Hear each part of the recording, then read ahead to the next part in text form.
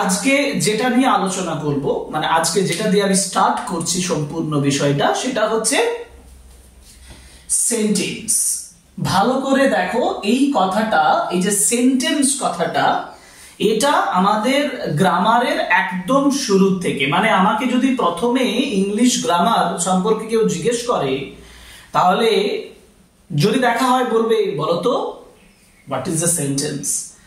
এই যে এই কথাটা আমাদের কাছে বারবার আসে, কিন্তু এটাও তোমাদের জানা উচিত যে সেন্টেন্স দিয়ে কিন্তু গ্রামার শুরু হয় না। ইংলিশ গ্রামার তাহলে শুরুটা কোথা থেকে হয়? ইংলিশ গ্রামারটা শুরুটা হয় এই যে দেখো এ বি সি ডি, এগুলোকে আমরা কি বলি? এগুলোকে আমরা বলি ইংলিশ লেটার্স, এবং এগুলো ইংলিশ অ্যালফাবেটের মধ্যে পড়ে। ঠিক আছে, তাহলে এ বি সি ডি যেগুলো আমরা বললাম, এগুলো হচ্ছে এক একটা লেটার, এক একটা অক্ষর, তাই তো? এবার এগুলোকে আমরা ছোটবেলাতে আমাকে কি শেখানো হয়েছে? আমাকে এই যে লেটারগুলোকে পরপর পরপর সাজানো হয়েছে, দিয়ে নতুন কি তৈরি করা হয়েছে? ওয়ার্ড তৈরি করা হয়েছে, যেমন বি এ ডি সি এ টি, এভাবে আমাকে তৈরি করা হয়েছে। তাহলে এগুলো আমরা কতগুলো লেটার তৈরি, মানে পাশাপাশি বসিয়ে আমরা ওয়ার্ড তৈরি করি। তাহলে সব থেকে যেটা লোয়েস্ট ইউনিট সেটা হচ্ছে লেটার, তাই না? তারপরে যেটা সেটা হচ্ছে ওয়ার্ড। তাহলে লেটারের পরে দাঁড়ালো ওয়ার্ড, ঠিক আছে? এটা 2 নাম্বার স্টেপ, এটা 1 নাম্বার স্টেপ। এবার কথাটা হচ্ছে যে আমরা যখন সেন্টেন্স বলি না, আমরা মিস্টেকটা কোথায় করি? আমরা মিস্টেকটা সেইখানে করি, ধরো তোমাকে কেউ প্রশ্ন করলো, বলো তো সেন্টেন্স কাকে বলে? তুমি বললে সেন্টেন্স হচ্ছে কতগুলো ওয়ার্ডের সমষ্টি, মানে কতগুলো ওয়ার্ড পাশাপাশি বসে একটা সেন্টেন্স তৈরি করে, কমপ্লিট অর্থ প্রকাশ করে। আবার সেন্টেন্সের ডেফিনেশনও সেটাই হয় যে কতগুলো ওয়ার্ড পাশাপাশি বসে যখন সম্পূর্ণ অর্থ প্রকাশ করে তখন তাকে সেন্টেন্স বলে। A sentence is a complete formed with the words having complete sense থাকে। কিন্তু না, আমি যখন ইংলিশ গ্রামার শিখবো না, আমি ওয়ার্ডের পরে আমরা তারপরেই গুজে দিই, তারপরেই ভাববার চেষ্টা করি যে এরপরে যেটা আছে সেটা হচ্ছে সেন্টেন্স। নো, কতগুলো ওয়ার্ড যখন পাশাপাশি বসে, ঠিক আছে, তখন তৈরি হয় ফ্রেজ। এটা মনে রাখবে, তখন তৈরি হয় ফ্রেজ। আর যখন কতগুলো ফ্রেজ পাশাপাশি বসে তখন তৈরি হয় ক্লজ। আর কতগুলো ক্লজ পাশাপাশি বসে তৈরি করে সেন্টেন্স।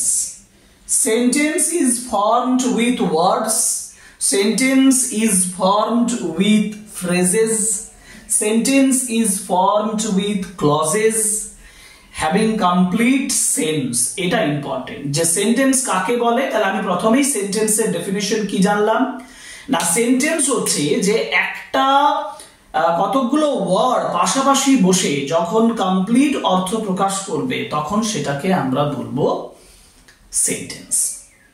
এখানে আমরা ওয়ার্ডই বলবো, কিন্তু মাঝে গ্রামাটিক্যাল ফাংশনে যে জিনিসগুলো থাকে, ফ্রেজ, ক্লজ, এগুলো আমাকে কিন্তু জানতে হবে, বুঝতে হবে।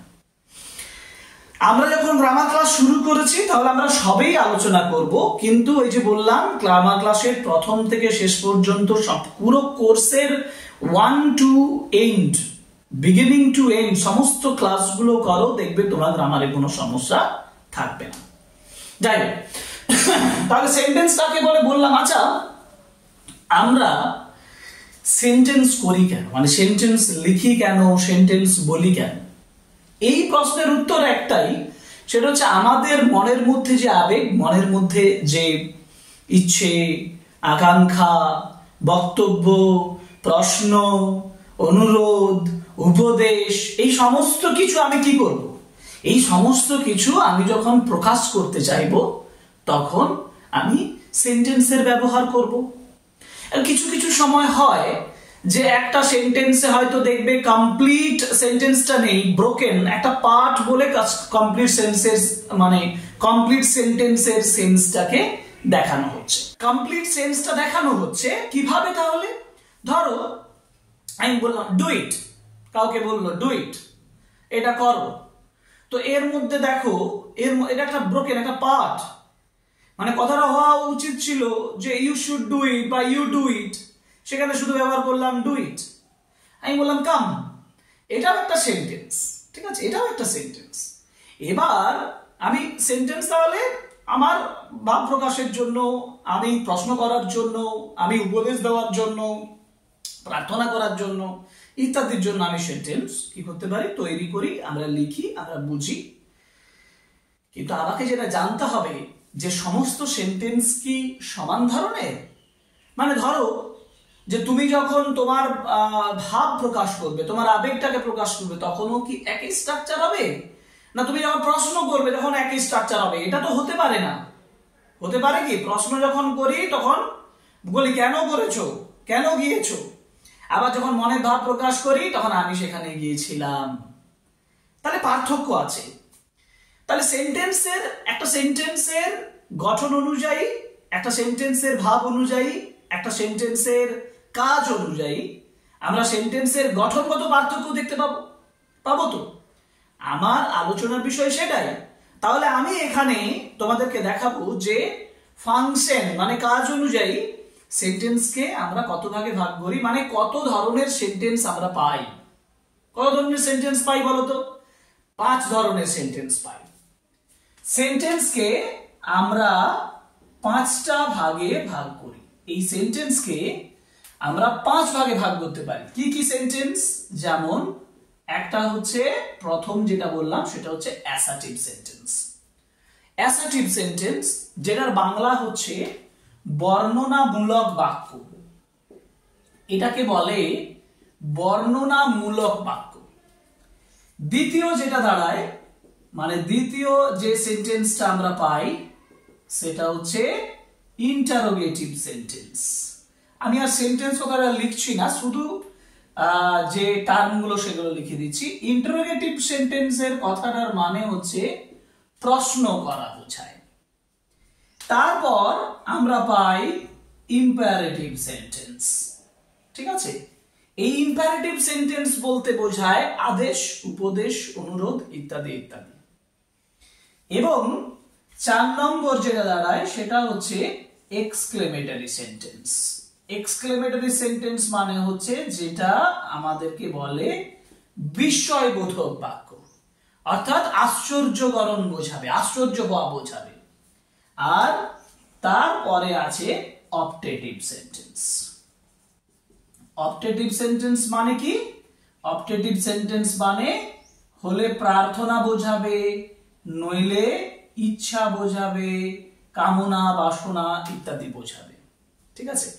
আমি আরেকবার বলি, একটা পেলাম অ্যাসার্টিভ সেন্টেন্স মানে যেটা বর্ণনা করা বোঝায়। এক্সাম্পল করি তাহলে বুঝতে পারবে। দেখো প্রথমে আমাকে বলেছে অ্যাসার্টিভ সেন্টেন্স। অ্যাসার্টিভ সেন্টেন্স মানে কি? অ্যাসার্টিভ সেন্টেন্স কথাটার মানে হচ্ছে বর্ণনামূলক বাক্য। মানে ধরো কোন একটা বক্তব্য প্রকাশ করতে চাই, আমি বললাম যে I am a good student. এই দেখো আমি লিখলাম I am a good student. এটা আমি নিজেকে প্রকাশ করছি, I am a good student, আমি একটি ভালো ছেলে। তাহলে আমি এখানে কি করছি? আমি এখানে নিজের একটা বর্ণনা করছি।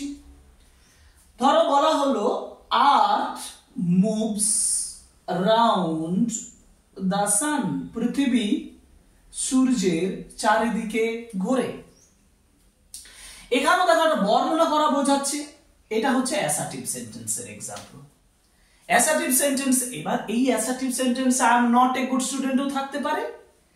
আর্থ মুভস অ্যারাউন্ড দ্য সান মানে the sun does not move around the earth, এটাও করা যেতে পারে। এক কথায় যখন কোনো কিছু ডেসক্রিপটিভ বর্ণনা করা বোঝাবে, ব্যাখ্যা করা বোঝাবে, তখন আমরা ব্যবহার করব অ্যাসার্টিভ সেন্টেন্স। আমরা তখন বলবো অ্যাসার্টিভ সেন্টেন্স। কিন্তু যদি আমি কাউকে প্রশ্ন করি তখন আমাদের যেটা হয় সেটা হচ্ছে ইন্টারোগেটিভ সেন্টেন্স। যেমন যেমন ধরো বলা হলো ডু ইউ লাইক টি, তুমি কি চা পছন্দ করো? ডু ইউ লাইক টি। প্রশ্ন করছি, প্রশ্নটা কেমন হচ্ছে, তোমার উত্তর কি হতে পারে? তোমার উত্তর এখানে ইয়েস অর নো, যার জন্য এই প্রশ্নটাকে বলা হয় yes or no type interrogative sentence. কিন্তু এই প্রশ্নটা ধরো তোমাকে বলা হলো যে হোয়াট ডু ইউ ওয়ান্ট, তোমাকে যদি প্রশ্ন করা হয় হোয়াট ডু ইউ ওয়ান্ট, তুমি কি চাও, তুমি কি ইয়েস অর নো দিয়ে থাকতে পারবে? পারবে না। তাহলে তোমাকে এখানে কিছু একটা উত্তর দিতে হবে, এবং এখানে দেখো WH দিয়ে এই প্রশ্নটা করা হয়েছে, হোয়াট। যদি WH দিয়ে প্রশ্নটা করা হয়ে থাকে তখন এটাকে বলা হবে WH কোশ্চেন। বুঝতে পেরেছো? অতএব ইন্টারোগেটিভ সেন্টেন্স মানে হচ্ছে একটি প্রশ্ন করা হবে। ইন্টারোগেটিভ সেন্টেন্স মানে একটি প্রশ্ন করা হবে, প্রশ্নবোধক বাক্য। এক্ষেত্রে আরো হয় কোশ্চেন ট্যাগ হয়। ধর আমি বললাম যে I do not like you, I do not like you, do I? You didn't ask me, you didn't ask me, did you? এইগুলো কোশ্চেন ট্যাগ বলে। এই ধরনের আমরা প্রশ্ন করি, তুমি আমাকে বলনি, তুমি কি বলেছিলে? এই যে প্রথমে একটা বর্ণনা করে তোমার মনে হচ্ছে একটা বর্ণনা করা হচ্ছে, না, লাস্টে একটা কোশ্চেন ট্যাগ দিয়ে দিয়েছে, সেটাও এক ধরনের ইন্টারোগেটিভ সেন্টেন্স। আমরা বুঝলাম অ্যাসার্টিভ সেন্টেন্স, আমরা বুঝলাম ইন্টারোগেটিভ সেন্টেন্স। এবার ধরো ইম্পারেটিভ সেন্টেন্স। ইম্পারেটিভ সেন্টেন্স বলতে কি বোঝায়? ইম্পারেটিভ সেন্টেন্স মানে হচ্ছে তিন ধরনের সেন্টেন্স। মানে সাধারণত শুধু তিন ধরনের হবে এরকম নয়, আরো ডিটেলস আলোচনা করব যখন ইম্পারেটিভ সেন্টেন্স বলবো। ধরো বলা হলো যে do your work in time. এই যে কথাটা বললাম, do your work in time, আমাকে ধরো আমার বাবা বলছে do your work in time, নিজের কাজটা সময়ে কর। তো আমাকে কি দিচ্ছে এখানে? আমাকে দেখো উপদেশ, আমি বলতে পারি তিনি আমাকে উপদেশ দিলেন। এটা হচ্ছে ইম্পারেটিভ সেন্টেন্স। ধরো বলা হলো do not run in the sun, সূর্যে মানে রোদে দৌড়াবে না। এটা কিন্তু পুরোপুরি অ্যাডভাইসও বোঝায়, আবার আমাকে কিন্তু অর্ডারও বোঝাবে, অ্যাডভাইসও বোঝাবে, তাই না? তাহলে অর্ডারও বোঝাবে। আমাকে বলা হলো, কেউ বললো যে please do it for me, আমার জন্য এটা প্লিজ করে দাও। এই যে যেমন প্লিজ মানে অনুরোধ করছে, এটা রিকোয়েস্ট করা বোঝাচ্ছে। যখন কোন সেন্টেন্স এরকম রিকোয়েস্ট করা বোঝাবে, যখন অ্যাডভাইস উপদেশ দেওয়া বোঝাবে, যখন অর্ডার করা বোঝাবে, এই যে রিকোয়েস্ট, অর্ডার, অ্যাডভাইস, এই ধরনের উপদেশ, অনুরোধ, আদেশ ইত্যাদি বোঝালে আমাদের যে সেন্টেন্সটি হবে সেটা হচ্ছে ইম্পারেটিভ সেন্টেন্স। ঠিক আছে, মাথায় ঢুকলো? ওকে, এবার আমরা যাবো এক্সক্লেমেটরি সেন্টেন্স। ধরো বলা হলো যে হাউ সেলফিশ ইউ আর, তুমি কতই না সেলফিশ। লাস্টে ভালো করে দেখো একটা মার্ক আছে, এক্সক্লেমেটরি মার্ক। এই এক্সক্লেমেটরি মার্ক দেখে তুমি বুঝতে পারবে যেটা সবসময় এক্সক্লেমেটরি মার্ক থাকলেই যে এক্সক্লেমেশন হবে এটাও নয় কিন্তু, ঠিক আছে? এটাও মাথায় রাখতে হবে, পরে আলোচনা সাপেক্ষ এটা। হাউ সেলফিশ ইউ আর, আশ্চর্য হয়ে বোঝাচ্ছে না? বা বলা হলো যে অ্যালাস হি ইজ ডেড, হায় সে মারা গেছে। অথবা কোনো একটা সুন্দর সিনারি দেখে বললো how beautiful the scenery is, how beautiful the women is. যখন এই ধরনের এক্সক্লেমেটরি মার্ক থাকে, এক্সক্লেমেটরি মার্ক থাকে, অর্থাৎ আশ্চর্য হওয়া বোঝায়। সেটা দুঃখে আশ্চর্য হতে পারে, আনন্দে আশ্চর্য হতে পারে, সত্যি একেবারে দারুণ মনোমুগ্ধকর অবস্থায় আশ্চর্য হতে পারে। তখন আমাদের হবে এক্সক্লেমেটরি সেন্টেন্স বা বিস্ময় বোধক বাক্য। আর যদি আমি একজনকে বলি যে হ্যাপি বার্থডে, এই যে দেখো হ্যাপি বার্থডে কথাটা বললাম, এই হ্যাপি বার্থডে কথাটা বলা মানে উইশ করা। বা বললাম মে ইউ লিভ লং, দীর্ঘজীবী হও, উইশ করা বোঝায়। অথবা বললাম মে গড ব্লেস ইউ, ভগবান তোমার মঙ্গল করুন। এই যে দেখো তিন ধরনের বাক্য, may you live long, may God bless, মানে কি প্রার্থনা করা বোঝাচ্ছে, ভগবানের কাছে যদি প্রার্থনা করি বা যদি উইশ করি, যেমন গুড মর্নিং স্যার, উইশ করা বোঝাচ্ছে। এই ধরনের যখন সেন্স থাকবে তখন সেটাকে আমরা অপটেটিভ সেন্টেন্স বলি। সেন্টেন্সের ফাংশন অনুযায়ী এই পাঁচটি হচ্ছে সেন্টেন্স, এই পাঁচ ধরনের সেন্টেন্স। একটু মনে করিয়ে দিই, জাস্ট একটু রিভিশন করিয়ে দিই। যখন অ্যাসার্টিভ সেন্টেন্স দাঁড়াবে তখন সেটা বর্ণনামূলক বাক্য বোঝায়, I am a good student আর মুভস রাউন্ড দ্য সান, সাধারণ বর্ণনা বোঝাবে। যখন ইন্টারোগেটিভ সেন্টেন্স হয় প্রশ্ন করা বোঝাবে, do you like tea, do not you go there, why don't you like me, why are you crying, ইত্যাদি ইত্যাদি। ইম্পারেটিভ মানে আদেশ উপদেশ অনুরোধ বোঝাবে, যেমন do your work in time, do not run in the sun, please do it for me, ইত্যাদি। যখন এক্সক্লেমেটরি সেন্টেন্স বোঝাবে মানে এক্সক্লেমেশন থাকবে, how selfish, hurrah we have won the match, alas he is dead, how beautiful the scenery is, exclamatory মানে exclamation বোঝাবে। এবং যখন wish এবং প্রেয়ার বোঝাবে তখন সেটা আমরা বলি অপটেটিভ সেন্টেন্স।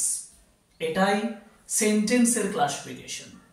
এখন তোমাদের মনে প্রশ্ন জাগছে যে স্যার এই পাঁচ ধরনের ফাংশন অনুযায়ী সেন্টেন্স ছাড়া আমরা যখন, এগুলো সব পজিটিভ সেন্টেন্স সাধারণত লিখেছেন, একটা নেগেটিভ আছে যে do not run in the sun.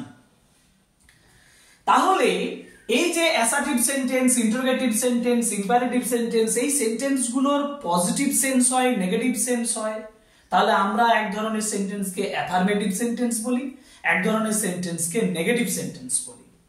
মানে হ্যাঁ সূচক বাক্য, না সূচক বাক্য, এটা হচ্ছে নেগেটিভিটির উপরে। তাহলে আমাদের নেগেটিভিটির উপরে বা নেগেশনের উপরে একটা ক্লাস করা দরকার। যে আমি যদি সেন্টেন্স গুলো করি, মানে আমি যদি কোনো একটা সেন্টেন্স স্ট্রাকচার করতে যাই, সেন্টেন্স লিখতে যাই, তাহলে নেগেশন মানে নেগেটিভ সেন্টেন্স কিভাবে করা হবে সেই বিষয়ে আমাদের একটা ধারণা থাকা দরকার। কিন্তু সেটা আমি আজকের ক্লাসে করব না, নেক্সট ক্লাসে করব নেগেশন বা নেগেটিভ সেন্টেন্স আর অ্যাফার্মেটিভ সেন্টেন্স এটা বিষয়ে। সুতরাং next class will be on affirmative and negative sentence. ঠিক আছে? সো আজকের ক্লাসটা কেমন লাগলো জানাবে কমেন্ট বক্সে।